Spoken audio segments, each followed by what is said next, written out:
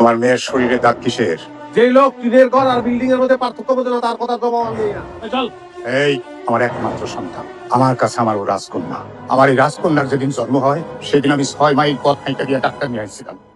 তারপর আস্তে আস্তে ও যখন হাঁটা শিখে তখন আমি সারা গ্রামের মানুষের বাতাসা দিয়ে টিম করাইছিলাম। ওই রাজকন্যা লই আজকে আমি চলে যেতেছে কোনোদিন আমু না এই খুঁজতে আবার বাতাসা খাওয়ান। হ্যাঁ বাতাসা টাকা দেবো। এই তুই তুই আমার মেয়ের গায়ে হাত তুলোস। আজকে আমি তোর ইতিও পান্ধা তো সারা শরীরে তাও দিয়া কাঁচা কাঁচা কইয়া লবণ লাগাই। এই কি উঠাছে কেডা আজ গো চেয়ারম্যানের বলা আমি আমার গায়ে ফুলের টক্কা যদি পড়ে আউলাই যাবে সব কিছু ফল পাবে।